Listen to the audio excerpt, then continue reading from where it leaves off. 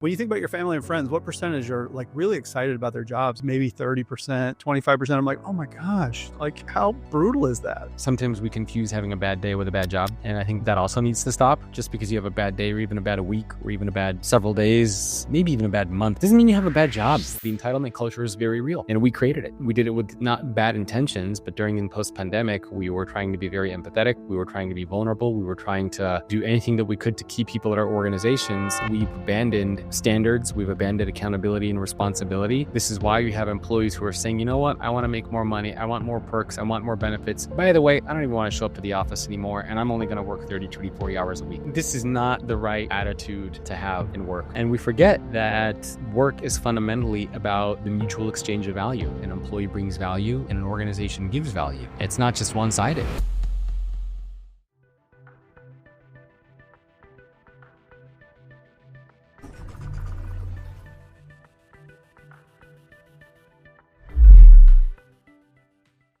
My very special guest is a professionally trained futurist, author of 6 best-selling books, and a globally recognized keynote speaker to worldwide audiences. He leads Future of Work Leaders, a global community for chief human resources officers. And he's also the author of the new book, The 8 Laws of Employee Experience, How to Build a Future-Ready Organization. He is Jacob Morcom. Welcome to the show, Jacob. Thank you. Thank you. You're actually the first person that I'm going to be talking to about the new book. I haven't done any interviews or any discussions or have shared anything about it yet. So you're going to be the first one. Oh my gosh, this is amazing. And I feel very honored. And I feel like doubly honored because I teach this graduate set of classes over at Boston College, one in HR and one in leadership. My HR one is all about the future of work. And so, of course, your work shows up in that. And I highlighted this fact that you've got, we take a look at the employee life cycle, kind of just as a traditional lens. And I include your resources that talk about moments that matter as being so significant in really understanding employee experience. And in the self-awareness one, you have a podcast. You got a chance to sit down with Daniel Goleman around emotional intelligence and self-regulation. I was like super jealous, but it's such a great resource. My students always gobble it right up. So Yeah, that was a fun conversation. I think that was 2, maybe 3 years ago. yeah, it's very relatively recent. And it was really nice to be able to hear from each of you and have that conversation available to those students. But it led me to my first question for you, Jacob. Like, when did you first start like paying attention to work trends and capturing them and sharing your insights in this way? Probably 16, 17 years ago after I had bad jobs working for other people. So I used to work in downtown Los Angeles for a marketing agency. I had a 3-hour daily commute. So hour and a half to work, hour and a half back from work. And I double majored in economics and psychology. I graduated with honors. And I really thought the job that I was going to take was going to be more aligned with, I don't know, my experience with doing studying and getting good grades. And I thought I was going to be doing things related to my majors. And instead, my first job, even though I was promised doing all this really cool stuff, I was doing data entry and cold calling and PowerPoint presentations. And at a certain point, I'm like, what? Something's wrong here. Why did I spend 4 years of my life going to the University of California, Santa Cruz, studying economics and psychology to call somebody up on the phone? I could have done that without a college degree. And I had several of those types of jobs. For me, a pivotal moment was at this company when the CEO made me go get him coffee. And at that point, I'm like, okay, now we're like really twisting the knife in there. And I had several of those types of experience over the years. And I started writing a blog. I was doing search engine optimization, social media marketing at the time. And I was just writing about experiences, thoughts, ideas, trends, conversations that I was having. I had a podcast, talking to a lot of people. And it all started just from the bad experiences with work that I had. And I was trying to connect and see, are there people having these same experiences? Is it just me? Is everybody else out there loving their jobs and their careers? And I just got, left out. Like, what's going on here? And it kind of went from there. It's so brutal, but I'm glad that you turned the lemons into lemonade, so to speak. And it sounds like you took a real interest into like, why is it so hard to get work right? Because I'm sure as you found and you started to explore and ask around, I do it all the time. I say to people, I'm like, when you think about your family and friends, what percentage are like really excited about their jobs? And it's like, oh geez, maybe 30%, 25%. I'm like, oh my gosh, like how brutal is that? Yeah. Yeah. No, it's tough, but I think at the same time, sometimes we confuse having a bad day with a bad job. And I think that also needs to stop. Like just because you have a bad day or even a bad week or even a bad several days, maybe even a bad month, maybe even having a tough month where you're launching a new product or service, doesn't mean you have a bad job. You're going to have tough days. You're going to have difficult times. You're going to have challenges. You're going to get in debates. You're going to get arguments. You're going to say stupid things. You're going to get offended. Like that's the nature of work. And so part of me thinks that today we've created a culture that is gone a little bit too far in one direction. And so I think a lot of organizations are pushing back against that, which is a good thing. But yeah, I mean, we need to differentiate between what is a tough job, a challenging day, a difficult week, a tough quarter versus, wow, this job is just terrible and I hate everything about it.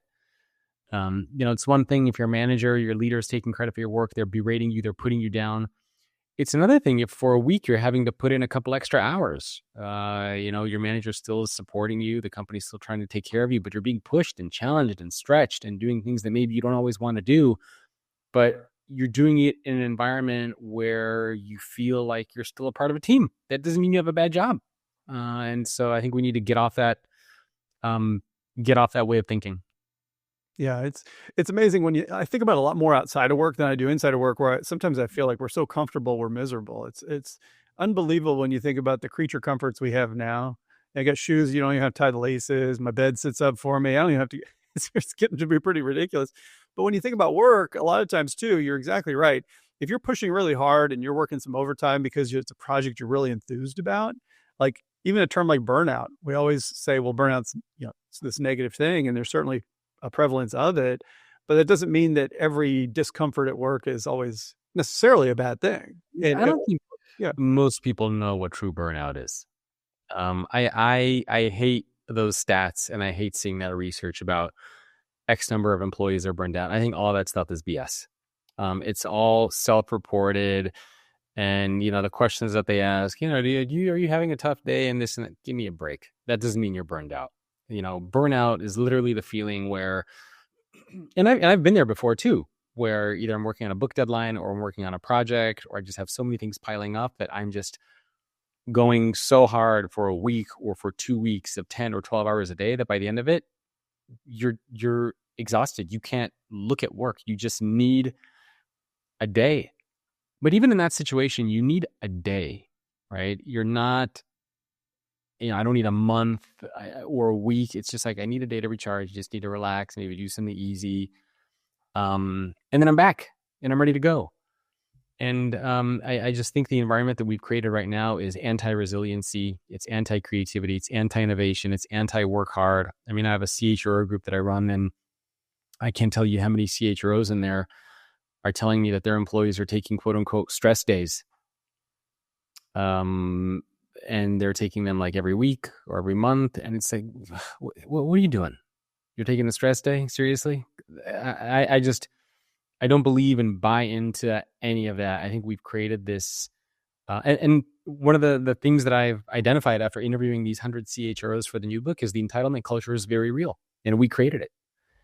And we did it with not bad intentions, but during the post-pandemic, we were trying to be very empathetic. We were trying to be vulnerable. We were trying to do anything that we could to keep people at our organizations. That we've abandoned standards. We've abandoned accountability and responsibility. This is why you have employees who are saying, you know what, I want to make more money. I want more perks. I want more benefits. By the way, I don't even want to show up to the office anymore. And I'm only going to work 30, 40 hours a week. It's like, give me a break. It's not, this is not the right attitude to have in work. And we forget that work is fundamentally about the mutual exchange of value. An employee brings value and an organization gives value. It's not just one-sided.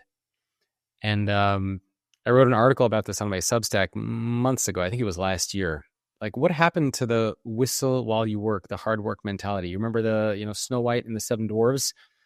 They're doing hard work, but they're whistling while they do it. And something happened over the past 4 to 5 years where the idea of telling people to work hard and to sacrifice and go above and beyond and be uncomfortable became taboo. Like you became, you're just mean and this and that. I remember this was like last week. I was watching. Have you heard of Jubilee? So Jubilee is a program. It's a YouTube show, and I think they run it out of Los Angeles, here where I'm based. And they bring in all sorts of like very not controversial people, but topics. So they'll bring in like one capitalist, and they'll surround him against 20 anti-capitalists, and then they push a button, and then they go debate. So they did one like, Trump is good or not, and you have anti-Trumpers. Biden is good or bad, and you have. So it's like one person who makes several claims and 20 people who are anti whatever that claim is, and goes to debate that person. And in a recent episode, Patrick Bet-David, who has a podcast that I'm a fan of, he was going on there and he was debating and talking about capitalism. And one guy goes on there and he's like, I've applied to 477 jobs and nobody's calling me back and I can't get a job and this and that. And Patrick Bet-David, who's a very successful business person, is like, how many hours a week are you working? Or did you work? And he's like, 80 hours a week. I'm a hard worker. I'm in logistics and transportation. And Patrick Bet-David says, okay, how about this? I'll give you a job. You come work for me. I'm a business owner. I'll give you a job. And you come work and you put in the 80 hours a week and we'll see where you are in 90 days. And all of a sudden the person was like, well, maybe let me see what kind of stuff you guys do. I got to do some research. And Patrick Bet-David correctly called out. He's like, do you see what just happened here? Like a business owner just offered you a job. And now all of a sudden you're saying you're desperate, but you're getting so selective. So the mentality, I think, has shifted from where it was even 5 years ago. I mean, I remember when I was joining the corporate world, I wanted a job. Sure, I had my ideal jobs that I wanted to work at, but at the end of the day, I realized that I'm going to take a job, work hard in it, and eventually find the path that I need to take to get to the desired job that I want. And I think we need to get back to talking about the idea of hard work and grinding it out. And it's just, I don't know. Yeah, we need to be okay to call it out. Yeah, and I think you nailed it when you talk about intention. If the intention, whether you're on the employer side or the employee side, is sort of less than what it needs to be, then that's where these sort of abuses can come in either direction. And you're exactly right. If somebody's like, I just don't feel like working, so I'm going to call out sick, you're like, well, that's not good intention, right? If you need a day, that's totally different. And I think it always comes back to this classic power struggle. And is it a buyer's market or seller's market? There was a great resignation. Now people can't quit, so they call out sick a little bit, or I need a day, stress day. And you're like, where's the partnership in all this? Where's the whistle while you work? Where's the fact that we're doing hard work together to, advance the company and to advance your own career and your own, impact that you're making? I think it's hard. It's easy to get off track sometimes. I think so. The massive investment that we have made in well-being programs is probably one of the worst things that we've done in the corporate business world. And again, these were things that were done with good intentions. But even when I interview CHROs and I say, why are you doing these programs? They never say because it's good for our people. They say because our competitors are doing it. And so what ends up happening now is and I get the idea of why you want to do it, right? You want to sound empathetic and be supportive to your employees. But if you think about what happens with your kids, if your kids are going through a tough time, you don't just solve all the kids' problems for them. You let them struggle, you let them fight it out, maybe give them some advice, coaching and mentoring. But ultimately, you want to create resiliency in them, so you need to let them solve their own problems. Why don't we take that advice inside of organizations? Why is it that inside of our organizations now, we're so scared to tell employees to work hard and to go above and beyond? Oh, you need some time off. You need a stress day. Go take a stress day. You need to talk to a coach. Here's a coach. You need to have a yoga room. Here's a yoga room. You need to take a nap. Here's a nap pod. You need healthy snacks. There you go. Here's a financial planner. Here's a gym. Here, it's like, what's going on here? So there needs to be a balance between what the organization is offering in terms of trying to help and support employees versus employees actually saying, I'm going to be accountable and be an adult. So in other words, if you're an employee and you're making bad choices in your life, you are not eating healthy, you're not exercising, you're just staying home gaming all day, you're gambling, you're not making time to go outside and be with friends, you're doing all these things in your life that are hurting you. You can't just show up to work and say, hey, I don't have purpose and meaning. And, I'm lonely. Can you fix me? That's not how life works. So there needs to be a tough conversation between organizations who are saying, look, You are here to do a job, and we're going to pay you for that job. And we're going to do everything we can to try to make you successful. We'll mentor you. We'll coach you. We're going to guide you. Here's some resources that we can make available. You have to take advantage of them, right? You need to speak up. You need to be accountable. You need to be responsible. We're not going to be your parent. And I feel like that's what's happened in a lot of organizations. Companies are becoming parents for their employees, and I think it's very detrimental. Yeah, I think it's such a slippery slope, isn't it? Because I think a lot of times some of these same companies that are kind of putting those things in place may not be investing in leadership development. They may be promoting people who probably shouldn't be promoted, tolerating behaviors that are probably not what they want either. And so it's like, man, I think I personally believe anything that skews too heavily toward the employer benevolence or the employee benevolence is probably misguided. I think that there's room for sort of meeting in the middle and improvement on both sides.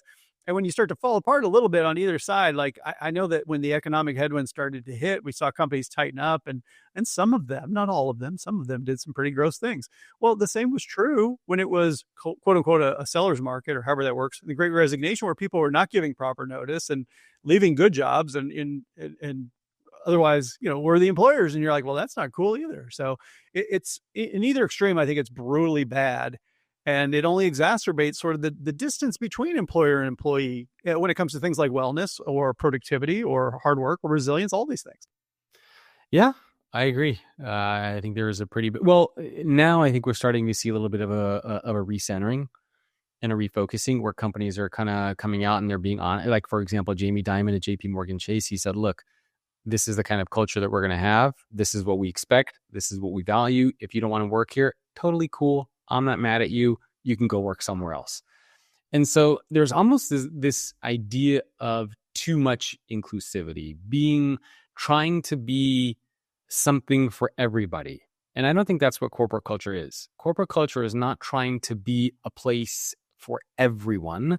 It's about creating a very specific organization where people who are attracted to those values and to that kind of work, that's where they're aligned for, right? But if you try to create a place where you try to be everything and anything to anybody, that's not a culture.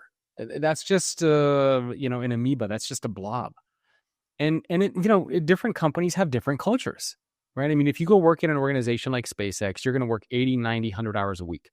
You're going to get paid well. You're going to get great benefits. You're going to work on some of the world's toughest challenges and problems. You're going to be struggling. It's tough. Nobody's going to go work for any of Elon Musk's companies, especially a company like SpaceX, and think, oh, I'm going to have work-life balance and work-life integration. But you know what? They don't promise that. They don't tell you that. They don't try to be that to everybody.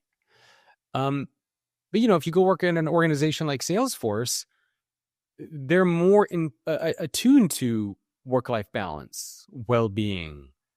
You'll work maybe 32 to 40 hours a week. You'll still get paid decently well, and maybe you're not going to work on, the world's toughest problems or challenges, but it's a good company to be a part of, right? So you need to decide what kind of an organization you want to be. And the big problem, again, is when organizations say, hey, you want to work hard, you want this, you want that, you care about, like, yeah, everybody just come on over. That's not quite how it works. Yeah. I think those companies that lack that sort of cultural identity, you're exactly right. I know my very first adult job was in the military, and I wouldn't have shown up in the Marine Corps. And when they were mean to me, I wouldn't have been like, why are you being mean to me? It's like, you knew what you were getting into. They were very clear about that. Exactly. Right? It makes total sense. Somebody was trying to tell you, oh yeah, we're going to take care of you, man. We're going to all be friends here. Like, no, we're going to freaking, you're going to work your ass off. Yeah. Because we're good at what we do. And it makes total sense. Yeah. You're going to hate your life some days, but you know what? This is what it is, and we're going to make you a better person for it. Which, by the way, thank you for your service. Value exchange. It's exactly what it was. Value exchange. You knew what you were getting. And in that case, you're in the title, or SpaceX, you get to work on the cool projects. And there's there's authenticity there. There's clarity there. I think that a lot of times when that value exchange breaks down because the employee who's minorly inconvenienced calls out sick, or the employer who's not offering a lot, sort of oversteps. Either way, not good on that ledger. Yeah. And, some people might be listening to this and thinking, well, this is a little bit of a tough love approach. Yeah, I mean, it is. Because that's what it takes to succeed in this world. And are there some unfortunate situations and circumstances? Are there some leaders who are jackasses? Are there some companies that are terrible? 100%. But everything you do in life is a choice. And I there were lots of companies that I worked at the beginning of my life where I hated my job. I worked for leaders that were terrible, but I had those jobs because I was still making money while I was planning to get out of there and go look for something else. So, sometimes you have to go through that. There's no easy path. And, if you expect and think that the first job or the second or the fifth job is just going to be kind of coasting, it's not. Sometimes you get thrown in unpleasant and difficult situations and uncomfortable spots. I mean, I remember when I worked for a marketing agency in the Bay Area, I had a full-time job working 40 hours a week. And then I had a separate full-time job when I would come home at the end of each day because I hated my job so much and I wanted to get out of there that I was looking for clients on my own. And so I would work 8 to 5. I would go to the gym, eat dinner, and from 7 till midnight or 1 or 2 in the morning, and even on the weekends, I would go online on Craigslist. I would find people who were looking for social media consulting, and I would message all of them and search engine optimization stuff and offer my services. And when I was able to build up enough revenue on the side, I was able to quit my main job and try to build kind of my own thing.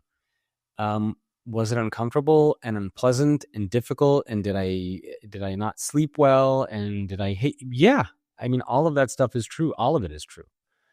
But it's one of those things that sometimes you have to do. And I also empathize with a lot of employees who are entering the workforce now, a lot of new and younger employees. But there's pros and cons. On the one side, you hear these stories where a lot of organizations are not wanting to hire new employees because they're using AI to use those jobs, right? So, instead of hiring 20 new recruits, I can just use ChatGPT and probably do a lot of that work. But on the flip side, these new recruits also have access to ChatGPT, where they can better target companies, show off their skills, build things, create things, demonstrate that they are not just like anybody else. So there's always a pro and con to everything in life. And again, yeah, it is a little bit of a tough love approach because I think we've swung too much in the opposite direction over the past 2 years. And I think it brings us back to your book, which talks about the 8 laws of employee experience. And I think one of those laws can't be expect a lot for giving very little, right? So when it comes down to the employee experience, I think a lot of it comes down to expectations. And I'm curious, you mentioned for the new book, you've done a lot of research. Like, are these the types of themes that have really changed recently? I think employee experience has always been a little bit prickly in some cases to get it right. Like, what have you seen now in the new book that may even surprise you? You've been at this a long time. The big theme, I think is organizations have lost their way. And again, not intentionally, but during and post-pandemic, organizations just tried to be everything to everybody. I've heard stories of organizations who they were rewarding employees regardless of performance. They were promoting employees regardless of performance. They were telling them they could work anywhere they want. They were just doing anything and everything to get you to stay at the company. And that's not a sustainable or practical or scalable way to build a business. And so a lot of organizations lost sight of who they are, of what their values are, of the kind of culture that they want to create, of who they want to be. And again, this is one of the reasons why you see so much debate around working from home versus in the office. You see a lot of organizations out there who used to say, we want you in the office all the time. And during the pandemic, they're like, yeah, we're remote first, do whatever you want. And after the pandemic, we actually want you back in the office. But then there are other companies like UPS or Northrop Grumman who stayed very true and consistent, who even during the pandemic said, you know what, we know we're going through a tough time. This is a temporary thing and we will have you work wherever you want. But as soon as we get through this pandemic, we want you back in the office because that is part of our culture. That is a core of who we are. That is what we believe in. And we want everybody together because that's how we create better leaders and solve problems. So even during a difficult time, they were true to their culture and their values and who they wanted to be. And most organizations did not do that. They went all over the place, and they're still going all over the place. They're chasing AI. They're just throwing AI, giving it to everybody. They're just grabbing, trying to, go after anything and everything. And so one of the reasons why I wrote this book on this 8 laws of employee experience is to say, hey, I get it. There's a lot of stuff that's floating out in the world. Let's recenter and refocus on what employee experience means. And these are kind of like the 8 commandments, the 8 laws that you should follow to create a great employee experience inside your organization. And if you follow these 8 laws, they will kind of guide you as far as what you should be focusing on, what's hype, what you should discard, what's relevant for you and what's not. And that's, that for me was a big take, is organizations really forgot the core of what employee experience is. It sounds very timely in the sense that, just as you mentioned, ever since the pandemic, there's been a number of other changes too, whether it's Gen Z entering the workforce, whether it's the remote, sort of nature, the AI adoption. And companies feel like they're probably almost in free fall. Like, how many more hits can we take, economic headwinds, et cetera. And so centering them, grounding them, giving these 8 principles sounds like something that they'll really find welcome, in the sense of, oh, good, now there's an actual playbook that we may not have it all figured out, but it's almost like finding bedrock. Yeah, and there was a lot. I mean, whether you look at the DEI backlash, whether you look at technology, whether you look at the generations in the workforce, whether you look at a new political, a new administration in the United States. I mean, there was just a lot that was happening. Tariffs, economic uncertainty. So organizations were very much, and again, it's not necessarily fault of theirs, but they were trying to figure out, like, where's the center? Where do we aim? Where do we focus? And a lot of companies had a very hard time doing that. And that's, I hope that these 8 laws will kind of allow them to recenter and focus on what matters most. I think there is a certain level of maturity, though, that's also required, in the sense that I think with each generation, we see them being more vocal, more outspoken about what it is that we want and expect from our work experience. And I think that works if there is that maturity there, to the point we were talking about a little bit earlier. And if it's, I want unreasonable things and I want to yell about it, that's not going to work out so well. But if there is dialogue, then that probably is a good thing. Yes. And you mentioned a very important point, which is a level of maturity, which I don't think exists for a lot of people. I mean, when you look at Gen Z specifically, I know Sherm wrote an article calling them the least resilient, least adaptive, least prepared workforce alive. You hear stories. I think there was a study that came out, I don't know, 40 or 50%, somebody can double check and fact check me on this, of Gen Z employees are bringing their parents to job interviews, having their parents get involved, helping them with projects, speaking with leaders of the organization. The maturity, I think, is lacking for a lot of organizations out there. And it's, if you have a problem that you identify at a company, it should be up to you to not just complain about it, but to try to do something to solve the problem. And that's the level of maturity that I don't think we have inside of a lot of organizations. Is we identify the problems and we point them out and we complain about them, but then people will turn to you and say, "Okay, what's your solution?" "Oh, I don't know. I don't know. That's your job." Like, no. You pointed it out. What do you think we should do about it? I don't know. It's very easy to point out problems. It's much harder to come up with solutions. And I think that's the level of maturity we need to have much more. Yeah, I love it. And I feel like that's harkens back also to this notion of investing in leadership development. I think creating solution-focused people who know how to lead collectively, that understand the systems, the human systems that take place to make organizations go. I don't care how much AI you throw at it; it's still a people business at the end of the day. And I think if we can up the maturity and the commitment, the resilience on the part of the workforce, and we can make sure that employers are clear about their value side of the proposition and the impact that they're having, it can all turn out really well. And I think there are plenty of positive examples.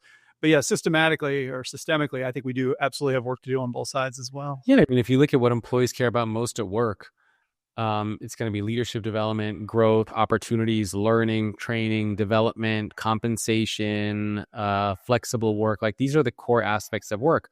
A lot of employees aren't going out there saying, "Oh, I really care about my yoga program. I care about the snacks and the free food, and I want to get access to it." Like, those are maybe like nice things to have here and there. But the core of what employees care about is not that. And so part of what I argue in the book is that focus on what employees care about. Focus on the 8 essential themes and elements of employee experience. And, maybe if you do an amazing job at those 8 things and you're perfect on them, then yeah, by all means, go, sprinkle the cherry on top and, do the other stuff. But if you're not following the 8 laws first, then it doesn't matter what kind of well-being program you have. It doesn't matter what kind of yoga studio you have or what kind of snacks you're giving. If employees don't feel that they're getting these other elements, then the fluff on top doesn't matter. Yeah, you don't have a strong foundation on which to build that house, so to Yeah. speak. Yeah. Like, I mean, one classic example, right? If your employees are working 80 to 100 hours a week and you're giving them a well-being program, who the hell cares about the well-being program, right? You got to change the core aspect of work. So, similarly, if you have a leader who's out there and they're just insulting you, berating you, and they're not a good leader, and then you give employees a like how to talk to your leader course or, empathy training program, like I'm not going to curse on your show, but who the hell cares about that stuff? Like, focus on the core first. That doesn't make sense the other way around. Thanks for the pet insurance, but can you help me with my boss who's treating me like a jerk? Yeah. Yeah. Great. A lot better. Thanks. My dog can go get her teeth cleaned, but this guy's a real jerk over here. Yeah, and as soon as the job market opens up, I'm out of here because there's a lot of that happening right now. When those fundamental aspects of experience aren't met, employees have long memories and they're like, I think it's a difference between a company they believe in, they trust the leadership, they know they're being asked to go through a lot and work hard. Some of those earlier examples you shared, that's one thing. But when you're missing some of the fundamentals and people realize that they can't go, they have a lot of resentment. And it's the opposite of partnership at that point. Yeah. Yeah. But I'm optimistic about the changes that we're seeing. I'm optimistic about the recentering that I'm seeing a lot of organizations take, the conversations that are taking place. I was just on the phone with a CHRO of a big company who said, you know what, we need to bring back accountability and responsibility in our company. We're bringing that messaging back. I said, great, good for you. Not every company out there is willing to make that statement, but I'm glad you are. And so, I think the next, by this year, next year, I think we'll see some very, very big changes. Okay.